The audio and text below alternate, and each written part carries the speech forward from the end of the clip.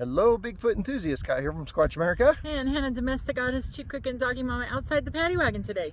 And today, where are we, Hannah? We are at the International Space Hall of Fame in Alamogordo, New Mexico. And I'll bet you're wondering, what the heck does Bigfoot have to do with the International Space Hall of Fame? We are going to go ask people if Bigfoot's in space today. Yes. So, what did you say? Bigfoot in space.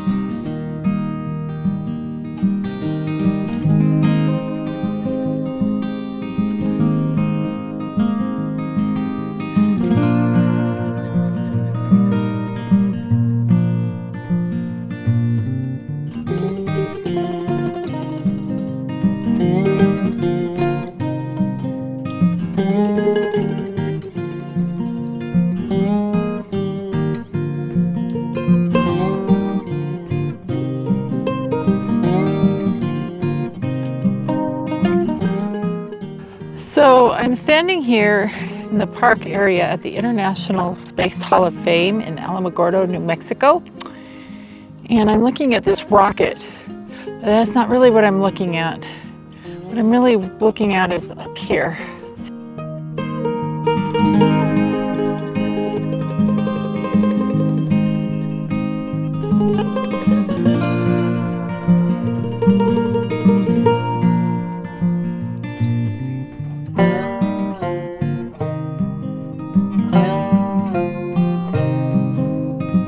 So right now I'm standing in front of the Apollo command module. This is the part that when, you know, like the space shuttles, or not the shuttles, but they took the Apollo missions up, they came back through the atmosphere to re-enter Earth. This is what they came in, and this is what splashes down in the ocean. Usually, isn't it like in the Gulf of Mexico area? Yeah, goes over there by Fort Lauderdale and stuff. Anyway, this is a boilerplate. It's the metal mock-up of the same external size, weight, and center of gravity as a flight production model. So by using a boilerplate, characteristics of the spacecraft design and function could be evaluated without incurring the expense associated with using a more detailed model. So this is like the pattern. They did all the testing work on this, and then they went and built the actual thing. So there you go, splashdown. All right, Scott, see if you can not crash. Okay, come on over to your foot, please. Come on, check out. 1,285. Where's the view? There we go. 500, 280, 400, 275, 300, 280. Here's coming, 100, 265. Okay, everybody, brace yourself. You're down and locked. 50, 35, 40, 230, 30, 225, 3. Touchdown, Ford, coming over.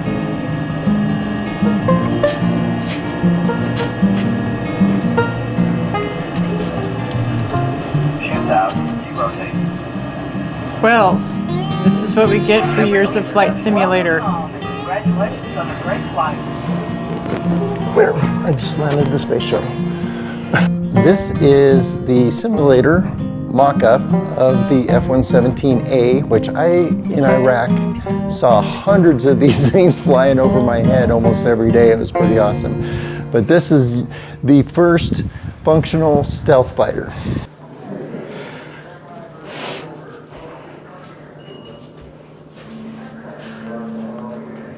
All the mission patches, all the things that went to space.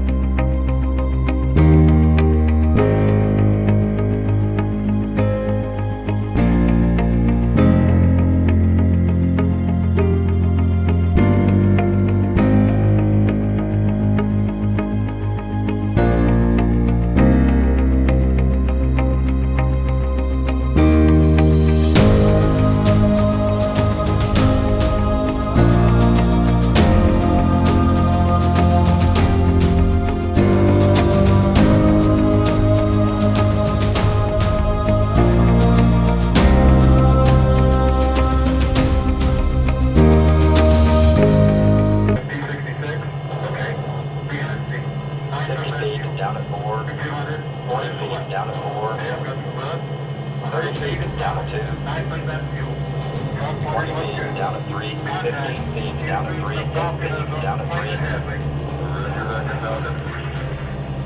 Okay, Houston, the Falcon is on the plane and heavy. The Falcon has landed. This is interesting. Let me read this. Since the debut of Star Trek, Gene Roddenberry's science fiction has become science fact. Items that can be found in homes of today that first appeared on Star Trek are flat screen TVs, tablet computers, and Google Glass. In some areas, we are already more advanced than the future of Star Trek. The communicators of the original series were much simpler than today's cell phones. The same is true for computers. Gene and his team foresaw the common laptop computer of today, but the most powerful computers on the show were still the massive machines of the 1960s that could only be used by those in the same room as the device. There was no internet.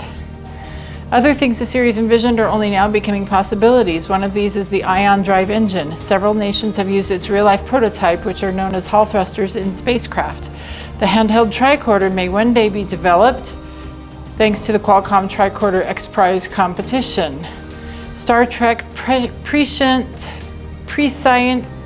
Star Trek technologies that may be realities one day are robots with true artificial intelligence, sophisticated sensors, and using the reaction between matter and antimatter for power generation.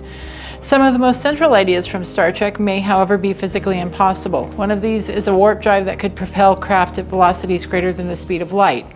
For now, all research suggests that this is a piece of science fiction unlikely to become science fact, along with transporters, artificial gravity, impulse engines, and true cloaking devices. Perhaps one day in the not too distant future, these too may become reality as science continues to make science fiction into science fact, but I do have one thing to say about that. As our scientists, whether or not they should, again, I won't speak about that here, but as they experiment more and more with creating food, that is replicator technology, which is, as a matter of fact, transporter technology. So, fake food, transporter technology, whatever.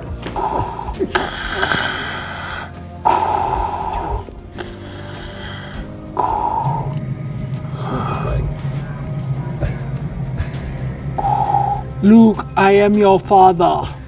So, those of you who've been following us, you know that we've been spending time exploring New Mexico, which is commonly known as the land of enchantment. And based on all the unicorns we've seen, very true. However, it also has another nickname.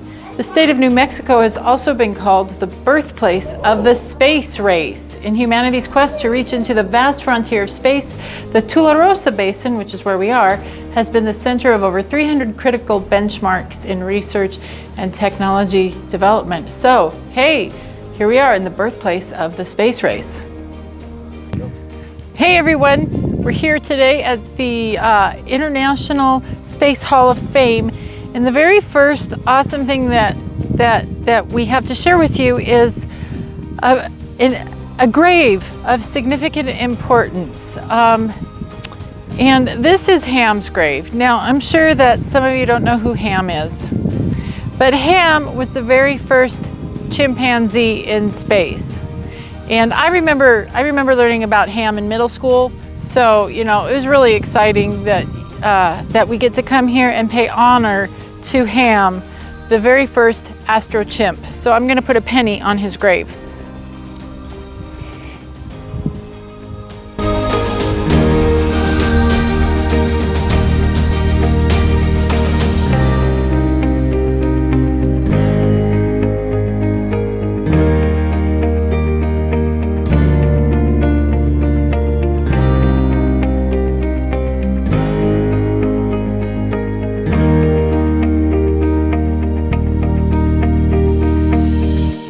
One of the reasons that we came to the International Space Hall of Fame today is because we are in fact Squatch America. Now, did we find evidence of Bigfoot in space in there? No.